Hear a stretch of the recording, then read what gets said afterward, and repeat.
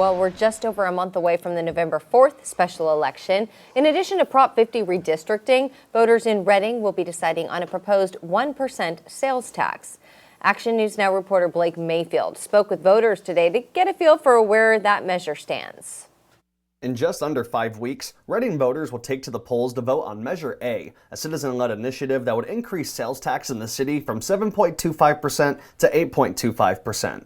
The measure made it onto the ballot after Reading City Council voted 4-1 in August to let voters decide. The lone dissenting vote came from Councilmember Tanessa Audet. I think the people of Reading have made it clear that they want better government, not more government. So what this measure does will add jobs, will add pensions, will add more obligations to an already very stressed budget. The city of Reading says if Measure A passes, it'll generate nearly $30 million a year in additional funds. 30% would be used to fix roads, while 12% each would go to the Reading Police Department and the city's contribution to the Shasta County Sheriff's Office jail capacity and custody operations. Additionally, the Reading Fire Department would get an extra 13%, Parks and Riverfront Public Facilities would each get 9%, the airport will get 5%, and the remaining 10% would be used at the discretion of the City Council. Does every landscaper and our podcaster and, does everybody need to have a market rate salary and a pension? That's really what we're deciding right now. If passed, Measure A would require the creation of the Citizens Advisory Committee with annual independent audits. The audits would be made public, with an opportunity for public comment at a City Council meeting.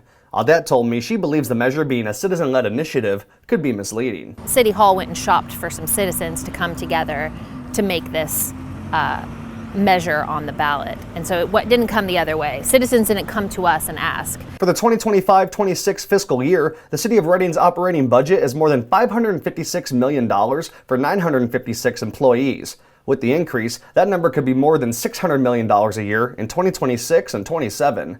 I went to the Sundial Bridge to ask some of you about the measure. I would vote no, because right now, money is expensive. And yes, it's a 1% increase in taxes, but it's not a 1% increase in our budget. It actually raises it about 10 to 15% if you do the math. I would say that would be a good idea, but you always want to see, that they're doing what they say they do. I'm okay with taxes, but when it just keeps getting raised and raised, it really hurts the community. The city says certain necessary purchases, such as groceries or medications, will be exempt from the tax. The measure needs a 50% approval from voters plus one for it to pass. Ultimately, we work for you.